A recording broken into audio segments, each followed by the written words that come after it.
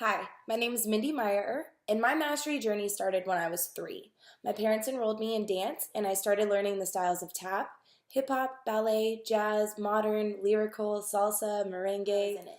I started acting when I was 11 years old, and at 12, my parents shipped me out to LA. When I was 16, I started teaching acting classes out in LA, and I became the junior manager at a artist management company.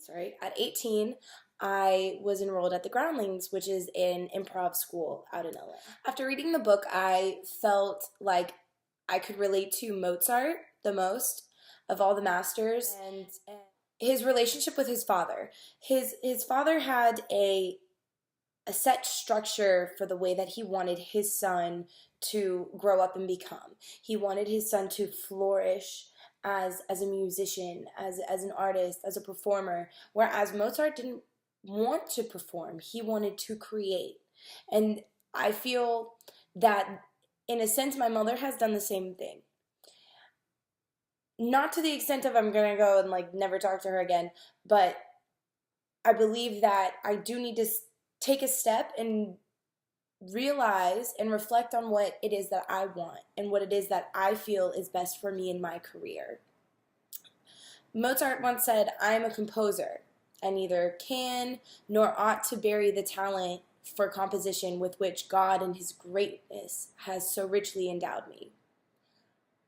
This quote speaks miles for me because I know that I have an innate talent and I'm suppressing it for whatever reasons. And I feel like if I had a conversation with Mozart, Mozart would not be impressed. If I could ask Mozart 2 questions, I would ask him, when did he know it was right for him to step away from his father and his family, to fully engross himself in his career, and to follow his dreams of being a composer? I would also ask him what his biggest inspiration was and what pushed him to keep composing.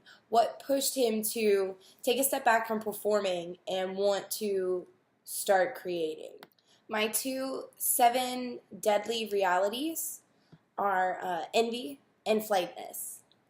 Envy, because I'm constantly comparing myself to others. And this is a very deadly and detrimental to one's self-esteem, one's confidence, one's personal image of themselves.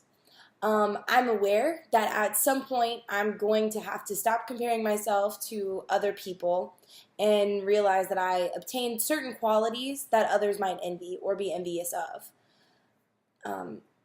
A major detriment of envy is that it can lead you to conformity, because you'll be attempting to blend into what you're envious of, and because it's just something that you want, and it's not necessarily something that is for your life or is for your life's journey.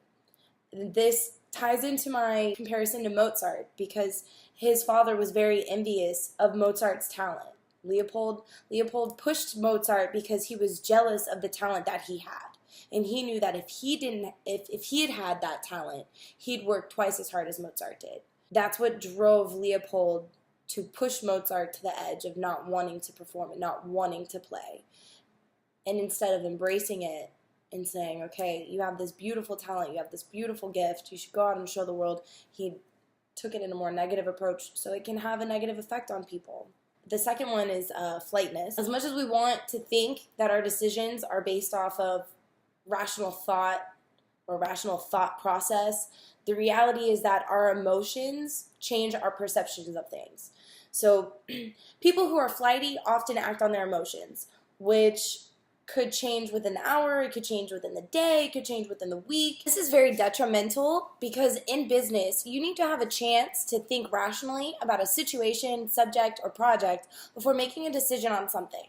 Acting purely on your emotions can land you in a sticky situation that you may later regret.